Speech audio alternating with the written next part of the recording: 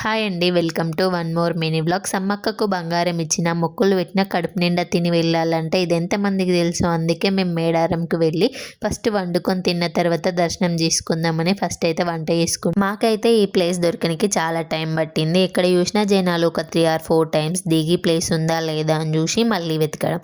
ప్లేస్ని వెతకనీకి ఒక 1 hour దాకా టైం వేస్ట్ అయిందని చెప్పొచ్చు. ఇంటి దగ్గర నుండి కొంచెం మటన్ తీసుకొని వచ్చి నుండి దానికి తోడు కొంచెం రైస్ పెట్టుకొని తిందాం అనుకున్నాం. మనం ఎటైనా బయటికి వెళ్ళి తిందాం అనుకున్నప్పుడైతే చికెనే తీసుకెళ్ళాలి ఖచ్చితంగా అనిపించింది నాకు. ఎందుకంటే మటన్ ఉడకనికి చాలా టైం పడుతుంది. మాకేమో ఆకలి అవుతుంది, మటన్ ఏమో ఉడకది టైంకి. ఎట్లనో అట్లా వండుకొని తిని దర్శనానికి అయితే బయలుదేరినాం. ఏ మాటకి ఆ మాట మేడారం జాతరకు వచ్చే భక్తులకైతే చాలా బాగా అరేంజ్మెంట్ చేసినారు. వాష్రూమ్స్ అండ్ వాటర్ ఫెసిలిటీ అయితే చాలా మంచిగా అనిపించింది నాకైతే.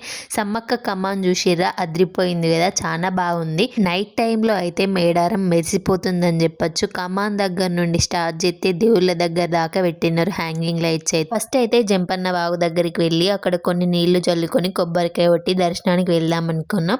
చిన్నోనికి గుండు చేపిస్తున్నాం కాబట్టి అయితే స్నానం చేయించినాం. వియానికి గుండు చేయించుకునేటప్పుడు ఏడుస్తాడు కావచ్చు అనుకున్నా కానీ పాలు పెడితే చాలా బాగా సపోర్ట్ చేసిండు.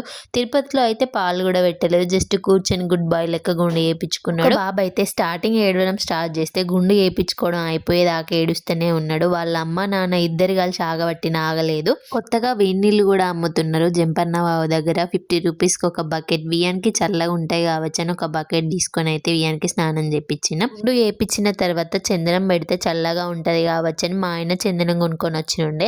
ఆ బాక్స్ మీద పేరు అయితే చందనం అని రాసింది.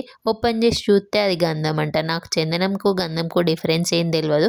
కొంచెం చల్లగా ఉంటుందని అదే కలిపి పెట్టిన వియానికి. ఆ తర్వాత బొట్టు పెట్టించుకొని నాగులమ్మ దగ్గరికి అయితే వెళ్ళి కొబ్బరికాయ కొట్టి దర్శనం చేసుకున్నాం. జంపన్న వాగుకి లెఫ్ట్ సైడ్లో ఉంటుంది నాగులమ్మ అయితే, ఒక చెట్టు కింద ఉంటుంది.